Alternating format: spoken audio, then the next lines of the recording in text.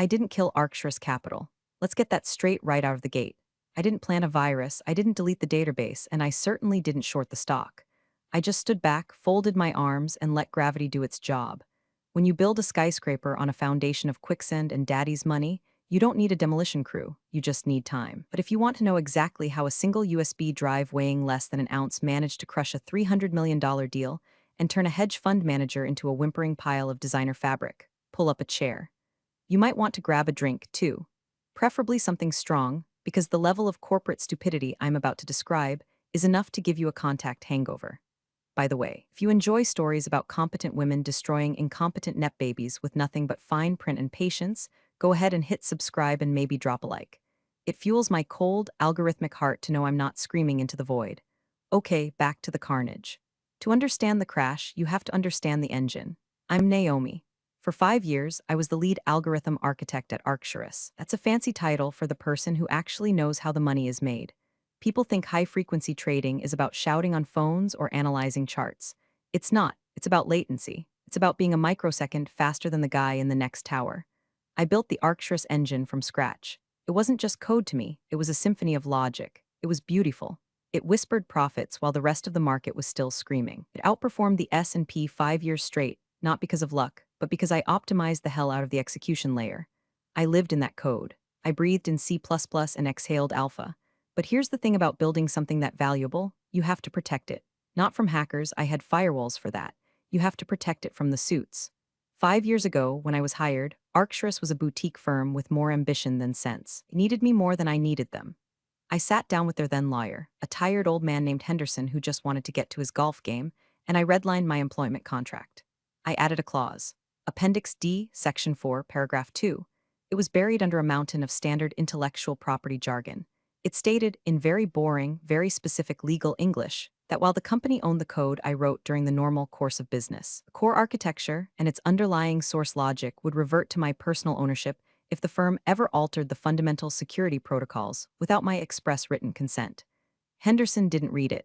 He just saw that I wasn't asking for more equity, stamped it, and went to the country club. That signature was the safety pin on the grenade I carried in my pocket for half a decade. Then came the changing of the guard. Founder retired to a private island to count his millions, and in walked his son. Bryce Langford Jr. Bryce was a walking, talking stereotype of finance bro culture. He was 32, wore suits that cost more than my car, and had a smile that looked like it was purchased from a catalog. He didn't know the difference between a server rack and a wine rack. He walked into the office on his first day with the energy of a golden retriever who had just done a line of coke. He looked around the trading floor, saw the quiet efficiency, and decided it wasn't disruptive enough. We need to shake things up, Naomi, he told me during our first one-on-one. He was sitting on the edge of my desk, uninvited, swinging a leg clad in Italian leather. The engine, it's good, but it's a black box. We need to open it up. Pivot to AI, blockchain, quantum, you know? I stared at him. He was throwing buzzwords at me like confetti. The engine is performing at 18% above market benchmark, Bryce, I said, my voice flat. It's a low-latency execution model. It doesn't need blockchain. It needs to be left alone. He laughed, a hollow barking sound. That's the old way of thinking. We need to streamline. I'm bringing in some new blood. Fresh eyes. We're going to refactor the whole stack. My stomach dropped. Not because I was afraid of losing my job. I could walk into any firm on the street and get hired in 10 minutes. I felt sick because he was talking about taking a scalpel to a masterpiece he didn't understand. He didn't see the complexity. He just saw a shiny object he wanted to put his name on. Bryce, I said, very slowly, the security protocols are tightly wound into the kernel. You can't just refactor it without destabilizing the risk management layer. Don't worry your pretty little head about the risk, he said. He actually said that. Pretty little head. I've got a guy, Trevor. He was a wizard at Crypto Douche LLC or whatever. He's going to lead the modernization project. You'll report to him. He hopped off my desk and winked. Get on board, Naomi. The train is leaving the station. He was right. The train was leaving. He just didn't realize he had severed the brake lines before he blew the whistle. I watched him walk away, high-fiving a junior trader, and I felt a cold, calm resolve settle over me. He didn't ask what powered the engine. He didn't ask about the load-bearing walls of the system. He just wanted to rename the building. I turned back to my monitor. I opened a private folder, encrypted with a key only I possessed. Inside was a scanned PDF of my contract. I scrolled down to Appendix D. I read the words again. Fundamental security protocols. Okay, Bryce, I whispered to the empty air of my office. You want to drive? Here are the keys, but you better hope you don't crash because I own the road. I started backing up my logs that afternoon, every email, every commit history. Every Slack message where Bryce authorized something stupid. I wasn't paranoid, I was preparing for the autopsy. The air in the office had changed. It smelled less like ozone and money, more like cheap cologne and desperation. The storm wasn't coming, it was already here, wearing a three-piece suit and asking for admin access. If Bryce was the arsonist, Trevor was the guy pouring gasoline on the floor thinking it was cleaning fluid. Bryce introduced him the following Monday at an all-hands meeting. Trevor looked like he had been manufactured in a lab funded by frantic frat boys. He wore a vest over a t-shirt, had hair that defied physics, and used the word synergy 3 times in the first minute of his introduction. "We're going to desilo the data," Trevor announced, pacing the stage like he was giving a TED talk to an audience of golden retrievers. Arcturus has been running on legacy mindsets. We're going to migrate the entire core logic to a cloud-native, open architecture environment. We're going to move fast and break things. I sat in the back row, sipping my lukewarm coffee, thinking, "You break things in a hedge fund, Trevor, and the SEC breaks your kneecaps." But I stayed silent. I was officially lead legacy consultant now, a demotion that came with the same salary but zero authority. It was a humiliation ritual, intended to make me quit so they wouldn't have to pay severance. Bryce wanted me gone, but he was too cowardly to fire the woman who built the machine. He wanted me to rage quit. He underestimated my capacity for spite. The first clash happened 2 days later. Trevor marched into my office, which had been relocated from the corner to a windowless box near the restrooms, without knocking. "Naomi," he said, clapping his hands together, "I need the root keys to the dev environment. Me and the boys are setting up the new repository, and we keep hitting a permission wall." "That's because it's a segmented network, Trevor," I said, not looking up from my screen. "It's air-gapped for a reason. That's where the live trading algorithms live. If you introduce a bug there, we lose real money. Millions, in seconds. Yeah, guardrails, I get it." He waved a hand dismissively. "But we need full access to refactor the security modules.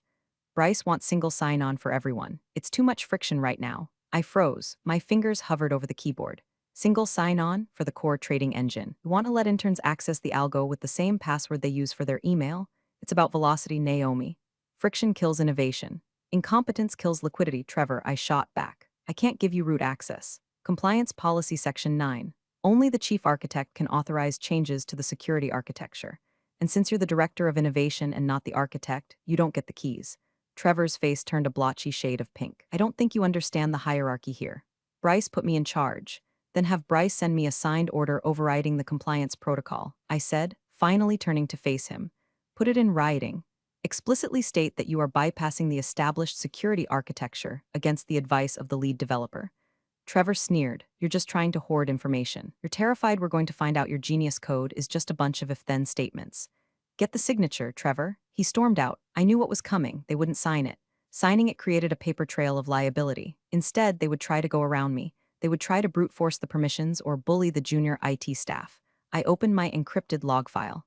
Date: October 14th. Vent: Trevor requested removal of air-gap and implementation of insecure auth protocols. Action: denied based on Compliance Policy 9. Note: they are actively seeking to alter the fundamental security protocols. My heart was hammering against my ribs, but my hands were steady. I felt like a seismologist watching the needles start to quiver before the big one. They were poking the bear. They were scratching at the door of Appendix D. Later that afternoon, I saw the IT manager, a nervous kid named Kevin, coming out of Bryce's office looking pale. I intercepted him by the water cooler.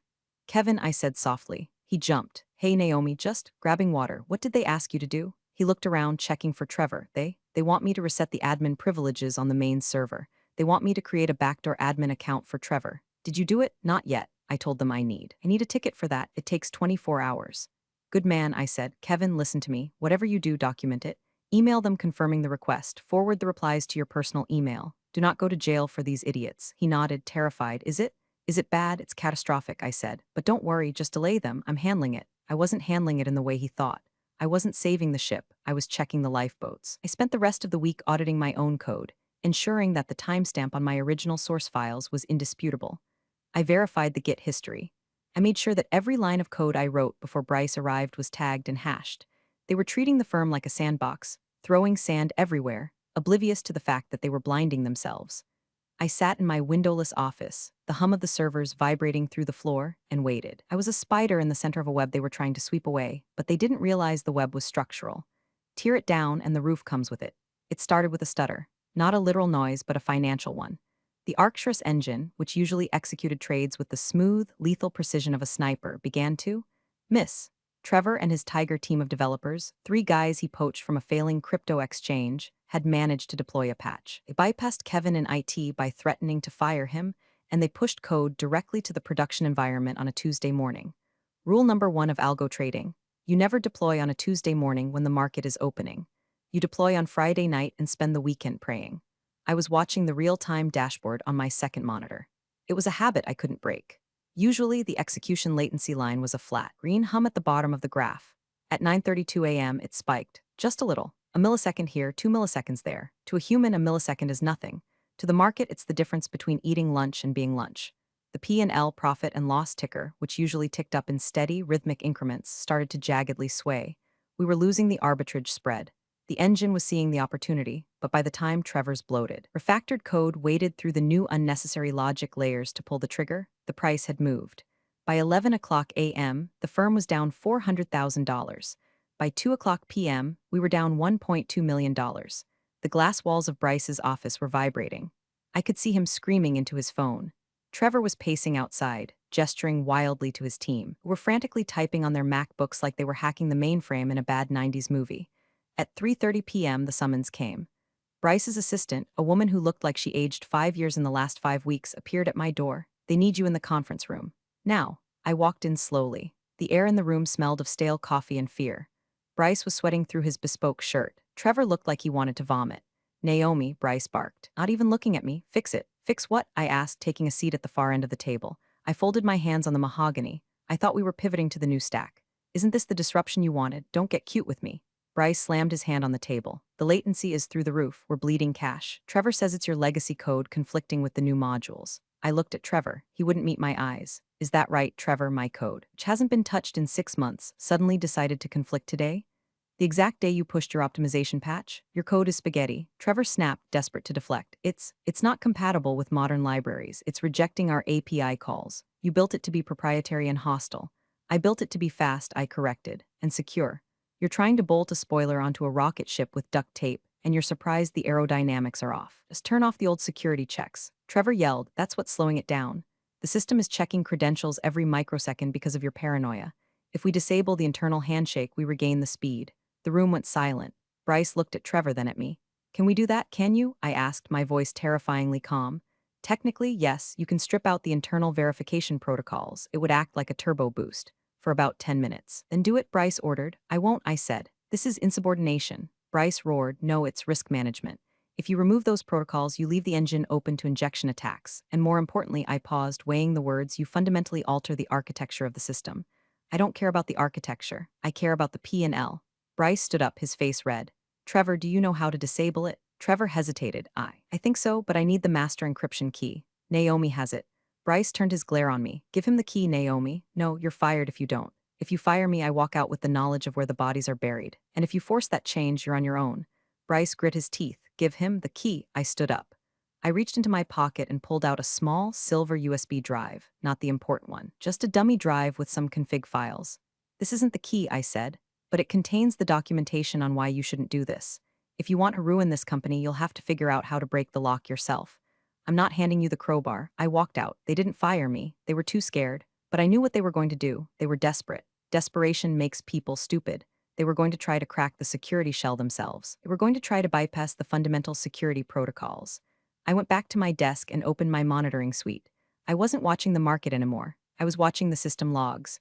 I was watching for the specific signature of a forced entry. They were about to rewrite the locks on my house.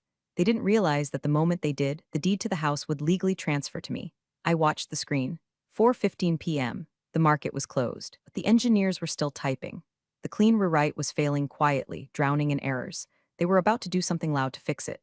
The break-in didn't happen with a bang. There were no sirens, no shattered glass. It happened with a line of text on a terminal window at 7:42 p.m. on a Thursday.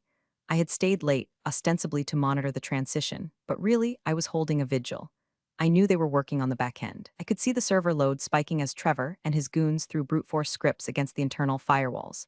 They were trying to strip out the authentication layer, the internal handshake I had mentioned. It was the digital equivalent of removing the load-bearing beams to make the living room look bigger. I had a script running on my local machine, a simple listener loop designed to ping the core security kernel every 10 seconds. Ping, secure, ping, secure, ping, secure, then the text changed color. Red, ping, alert, kernel integrity compromised, security protocol for bypassed, unauthorized writes detected in root directory. They did it, they actually did it.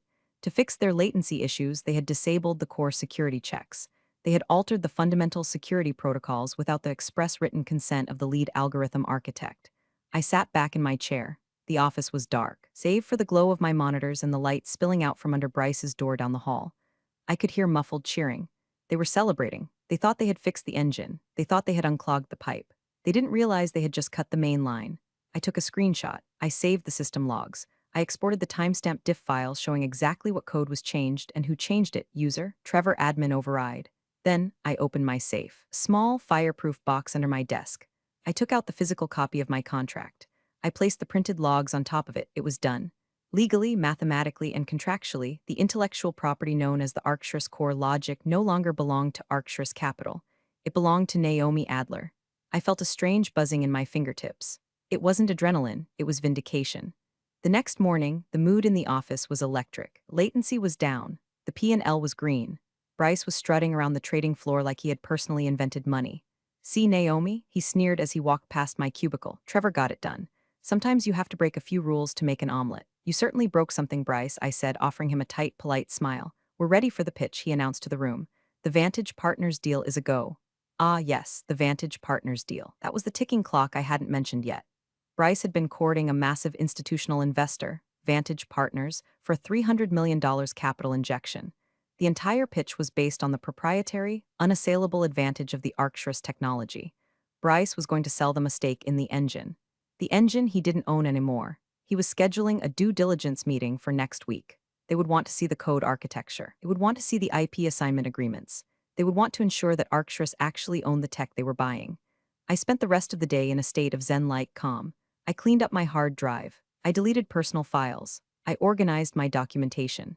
At lunch, I went to the deli across the street and called my lawyer, a shark named Jessica, who made my old contract signer Henderson look like a golden retriever. It happened. I said into the phone, watching Bryce wave his arms through the glass window of the office building across the street. "You have the logs?" Jessica asked. Her voice was sharp, professional.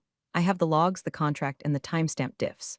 They bypassed the security kernel last night. And they didn't ask for consent. They demanded I give them keys. I refused, and they hacked their own system." "Beautiful," Jessica said, drafting the notice now. "When do you want to drop the hammer?" "Not yet," I said. "They have a pitch meeting with Vantage Partners next Wednesday. Let them dig the hole a little deeper. I want them to be standing at the altar before we object to the wedding." "Cold," Jessica laughed. "I love it. Hold tight. Don't sign anything. Don't agree to anything. Just be the ghost in the machine." I hung up and walked back into the building. The lobby felt different. The logo on the wall, Arcturus Capital, looked like a tombstone. I took the elevator up, listening to two junior analysts talking about how they were going to buy Porsches when the Vantage deal went through. "Bryce is a genius," one of them said. I suppressed a laugh so hard it hurt my ribs. I walked back to my desk, opened a new terminal window, and typed a single command: tar czvf source backup final tar gz/core/logic. I was packing my bags, but I wasn't taking my clothes. I was taking the house. Corporate collapse is rarely a sudden event. It has a sound. It's the sound of whispered conversations in hallways and the sudden shutting of laptop lids when someone walks by. By Monday, the whispers had started. Mark, a mid-level compliance officer with perpetually tired eyes and a hairline that was retreating in surrender, stopped by my desk. Mark was one of the few people at Arcturus who actually read the regulations. He was also the only one who seemed to notice that while the P&L was up, the risk reports were looking weird. "Naomi," he said, leaning against the fabric wall of my cubicle. He held a paper cup of tea like it was a source of warmth in a blizzard. "Can I ask you a hypothetical?" "I love hypotheticals, Mark. They're like lies, but with plausible deniability." He didn't smile. "If, hypothetically, the system flagged a critical security exception in the audit log, but the ticket was marked as resolved by an admin override. That would be a problem for the SOC2 audit, right?" He knew, or at least he suspected. I swiveled my chair to face him. "Mark, if the security exception was a bypass of the core kernel, it's not just a SOC2 problem. It's an existential problem." "Trevor says it's a feature," Mark sighed. "He says the new architecture requires open permissions to function. But I'm looking at the IP agreements for the Vantage deal. The warranty clause says we certify that our security meets industry standards. If we bypassed our own firewalls, then we're lying to the investors." I finished for him. Mark rubbed his face. "I tried to tell Bryce. He told me to stop being a bureaucratic buzzkill. He said the tech is proprietary, so we set the standards." I looked at Mark. He was a good guy. He didn't deserve to be collateral damage. Mark, I said quietly. Do you have access to the original employment contracts? From 5 years ago? Yeah, in the archives. Why? Go read Appendix D of my original architect agreement. Just read it. Don't tell anyone you read it. Just file it away in your brain. Mark frowned, confusion crinkling his forehead. Appendix D, Naomi, what's going on? Just read it, Mark. Maybe update your LinkedIn profile. He stared at me for a long moment, then nodded slowly and walked away. I had just handed him a life raft. Whether he used it was up to him. Meanwhile, the circus was in full swing. Bryce was in deal mode. The conference room was being prepped for the Vantage Partners meeting. They had catered expensive lunches. They had printed glossy brochures with diagrams of my algorithm, diagrams that were now technically inaccurate because of Trevor's butchery. I walked past the conference room and saw Bryce rehearsing his pitch to the mirror. We possess the most advanced, proprietary algorithmic engine on the street, he practiced, gesturing with a gold pen, owned wholly and exclusively by Arcturus. I stopped. I couldn't help myself. I leaned into the doorway. You might want to check the definitions of wholly and exclusively, Bryce, I said. He spun around. Annoyed, Naomi, I'm busy. Unless you're here to apologize for being a roadblock, get lost. I'm just admiring the confidence, I said. It takes a lot of guts to sell something you haven't stress tested. The system is fine. Profits are up 12% since Friday. He adjusted his tie. You're just jealous because Trevor fixed in a week what you sat on for years. You're obsolete, Naomi. After this deal closes, well, let's just say we'll be reassessing the headcount. He was firing me. He was going to wait until the check cleared and then he was going to fire me. Good luck with the pitch, Bryce, I said. Make sure you spell everything correctly, especially the names on the deeds. I went back to my desk. Mark was walking out of the archives room down the hall. He looked pale, like seen a ghost pale. He caught my eye from across the bullpen. He didn't wave. He just looked at me with a mixture of horror and awe. He had read Appendix D. He immediately went to his desk, opened his laptop, and started typing furiously. I suspected he was drafting a CYA, cover your ass memo to the general counsel, or perhaps his resignation letter. The trap was set. The bait was taken. The prey was currently admiring his reflection in the mirror, oblivious to the fact that the ground beneath him was rigged with explosives. Wednesday morning arrived with the heavy, humid atmosphere of a thunderstorm waiting to break. Vantage Partners team was due at 1:00 p.m. At 9:00 a.m., I initiated the escrow protocol.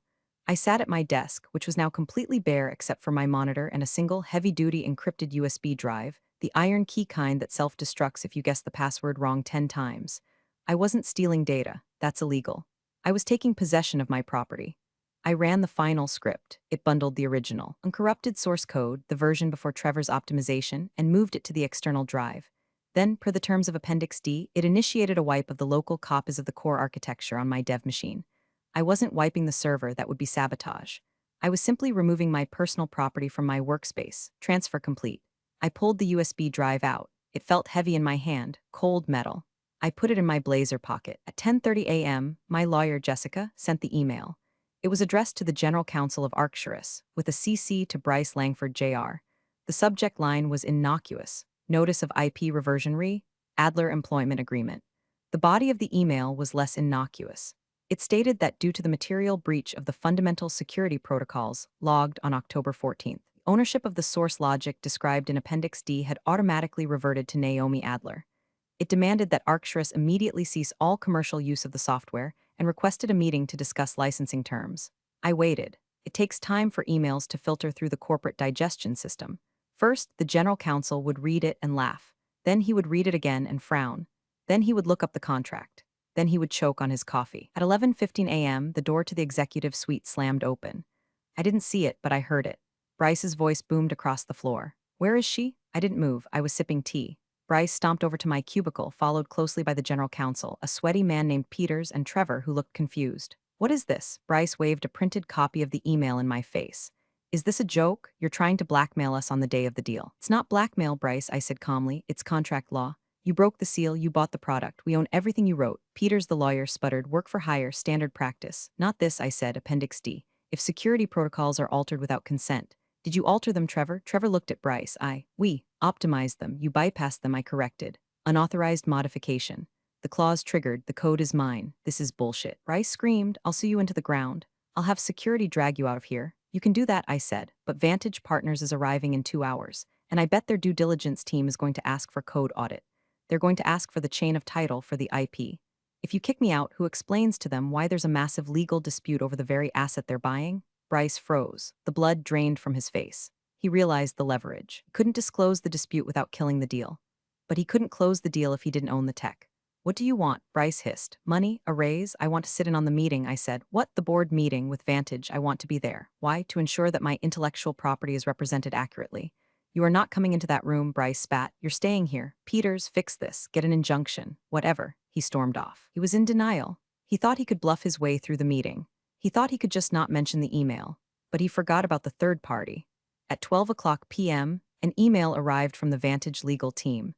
They had done a preliminary scan of the public repo activity. Trevor had foolishly pushed some commits to a public GitHub for a library update. They noticed the admin override flags. Subject, urgent due diligence query to Bryce Langford Jr. We noticed some irregularities in the security architecture logs. Before we sign, we require a full walkthrough of the current IP ownership and security stack. We need your lead architect to verify the integrity of the code. Bryce read the email on his phone in the middle of the hallway. I saw his shoulders slump. He couldn't do the meeting without me. Trevor couldn't explain the code because Trevor didn't understand it. And if they lied, it was fraud. At 12:45 p.m., 50 minutes before the investors arrived, Bryce's assistant appeared at my desk again. She looked terrified. Mr. Langford, requests your presence in the boardroom. I stood up. I smoothed my blazer. I tapped the USB drive in my pocket. Lead the way. The boardroom at Arcturus was designed to intimidate. Floor-to-ceiling windows overlooking the skyline, a table made of wood from some endangered rainforest, and chairs that cost more than a Honda Civic. Today, however, it felt like a courtroom where everyone was guilty except me. Vantage Partners had sent 3 people. The lead guy, Sterling, was a silver fox with eyes like a raptor. He didn't look like he bought vibes. He bought math. I took a seat at the far end of the table, away from Bryce and Trevor. Bryce shot me a look that promised murder. I gave him a look that promised litigation. So Sterling started opening a sleek leather folder. We reviewed the numbers. Impressive returns over the last week. A bit volatile, but impressive. We've unlocked significant velocity, Bryce said, using his smooth sales voice, but I could see a bead of sweat tracking down his temple. Our new optimization strategy is paying dividends. Right, Sterling said. We have questions about the sustainability of this optimization. Our tech analysts noted that you've disabled several layers of the risk management stack. Bryce laughed nervously. Standard refactoring. We're streamlining. Streamlining usually implies making things more efficient, not less secure, Sterling said dryly. He turned his gaze to me. You must be Naomi Adler, the architect. I am, I said. We've heard good things. Your reputation precedes you, Sterling said. Can you walk us through the current state of the IP? Specifically, we want to know about the stability of the core logic with these new changes. The room went silent. Bryce held his breath. Trevor was staring at his shoes. The core logic, I began, my voice clear and steady, is extremely stable. It's a robust, low-latency engine designed for long-term viability. Bryce exhaled. He thought I was playing along. However, I continued. The current implementation running on the servers, the one with the security bypass, is a deviation from the certified architecture. Deviation? Sterling raised an eyebrow. Yes, it's a fork, an unauthorized fork. Bryce interrupted loudly. It's an update, an internal update. Naomi is just protective of her legacy code. Sterling ignored him. He was looking at me. When you say unauthorized, Miss Adler, do you mean unauthorized by the frantic nature of the market, or unauthorized by protocol? I mean unauthorized by the owner of the code, I said. The heir left the room. The owner? Sterling asked slowly. Arcturus Capital owns the code. I didn't say anything, I just looked at Bryce. Bryce? Sterling asked. Of course we own it. Bryce shouted, standing up. She's a disgruntled employee. She's trying to sabotage the deal. I'm not disgruntled, I said. I'm contractual. Mark, the compliance officer, was sitting in the corner taking minutes. He stopped typing. He slowly reached into his bag and pulled out his laptop. He opened it. Mark, Bryce snapped, put that away. Actually, Mark said, his voice shaking but audible. I think you should see this. Mark slid his laptop toward Sterling. On the screen was the scanned copy of Appendix D, highlighted in yellow. Sterling put on a pair of reading glasses. He read the clause. He read it again. He looked at the date on the document, and he looked at the date on the security logs Mark had helpfully pulled up in the next tab. Oct 14th, Sterling read. Security Protocol 4 bypassed. User Trevor, he looked up at Bryce. The look wasn't angry, it was disappointed, which is worse in business. Bryce, did you alter the fundamental security protocols without Miss Adler's consent? It's just legal gobbledygook. Bryce yelled. It doesn't mean anything. We paid her salary, we own the work. That's not what this says, Sterling said, tapping the screen. This says that as of October 14th, the IP reverted to the author, which means... He turned to me, Miss Adler. Do you currently hold the rights to the engine we are proposing to invest in? I do, I said. And do you have a licensing agreement with Arcturus Capital? I do not. Sterling closed the leather folder. The sound was like a gunshot in the quiet room. Well, Sterling said, that complicates the valuation. Bryce looked like he was going to stroke out. His face was a map of panic. You can't listen to her. She's bluffing. The code is on our servers, is it? I asked. I reached into my pocket.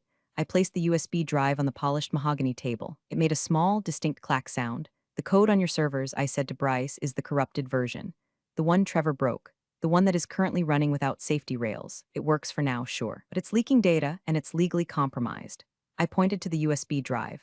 This drive contains the last valid, secure, and legally pristine version of the Arcturus engine. The version that generated the 18% returns you pitched to Vantage. And per my contract, this code, the source logic, belongs to me. The room was frozen. It was a tableau of corporate horror. Sterling looked at the USB drive, then at Bryce. Is she telling the truth, Bryce? Does she have the source? It doesn't matter. Bryce screamed. He was losing it. The veneer of the cool hedge fund manager had cracked, revealing the spoiled child underneath. She stole it. That's theft. It's her possession, I said coolly. I left the corrupted version for you. You can keep Trevor's code. Good luck with the SEC audit when they ask why you removed the compliance filters. Sterling stood up. His two associates stood up with him. They moved in perfect unison, like a singular entity of rejection. Bryce, Sterling said, we can't proceed with this. The IP ownership is in dispute, the security architecture is compromised, and frankly, your risk management appears to be non-existent. Wait, Bryce scrambled around the table. We can fix it, we can. We can sue her, we can get an injunction. I'm not investing $300 million into a lawsuit, Sterling said. I came to buy a Ferrari. You're trying to sell me a stolen car with cut brakes. Sterling turned to me. He nodded, a small mark of respect, Miss Adler. If you ever decide to license your technology to a firm that reads its contracts, give me a call. I will, I said. Sterling and his team walked out. The door clicked shut behind them. The silence that followed was heavy enough to crush a submarine. Bryce stood facing the door, his back to me. His shoulders were heaving. Trevor was slumped in his chair, looking like he wished he could dissolve into the upholstery. Peters, the general counsel, was massaging his temples, realizing his career at this firm was effectively over. Then Bryce turned around. His face was twisted into a rictus of pure impotent rage. You, he whispered, you bitch. I'm a professional, Bryce, I said, standing up. There's a difference. I'll destroy you, he screamed, spit flying from his mouth. I'll bear you in legal fees. You'll never work on the street again. No, you won't, Peters said from the side of the table. Bryce whipped his head around. Whose side are you on? I'm on the side of the law, Peters said wearily. She has us, Bryce, dead to rights. Appendix D is clear. If we sue, we lose. And in discovery, all the logs of Trevor bypassing the security will become public record. The SEC will shut us down. The investors will flee. It's over. Bryce looked at Peters, then at Trevor, then at me. The reality was crashing down on him. Money was gone. The reputation was gone. The toy he had tried to break was gone. He looked at the USB drive on the table. He lunged for it. I didn't flinch. I let him grab it. He held it up like a trophy. I have it. I have the code. That's encrypted, I said. AES 256. Without the key phrase, it's just a piece of metal, and you can't brute force it. I wrote the encryption. He stared at the drive. He looked like he wanted to crush it. He knew it was the only leverage he had left, and he couldn't even use it. What do you want? He choked out. Just tell me what you want. I picked up my purse. I looked around the boardroom one last time. I want you to admit it, I said. Admit what? Bryce rasped. Admit that you didn't know what you were doing. Admit that you tried to break something you didn't understand because your ego couldn't handle that you didn't build it. Bryce stared at me. His face was purple. The veins in his neck were bulging. For a second, I thought he might actually attack me. But Bryce was a coward. Cowards don't throw punches, they throw tantrums. I own you, he screamed. The sound echoed off the glass walls. I own you and your algorithms. I am Arcturus. It was the scream of a king who had just realized his throne was made of cardboard. I stood there, smoothing my jacket, watching him unravel. It was pathetic. It was glorious. You don't own me, Bryce, I said softly. And as of yesterday, you don't even own the algorithms. You own a shell company with a high burn rate and a compromised server. I walked over to the table and held out my hand. The drive, please. He clutched it tight. No, okay, I shrugged. Keep it, it's useless. I have the backup, and I have the key, and I have the contract. I turned to the general counsel. Peters, have your office contact my lawyer. We can discuss a transition plan. I'm willing to license the engine back to Arcturus, but the rates have gone up significantly, and it comes with a condition.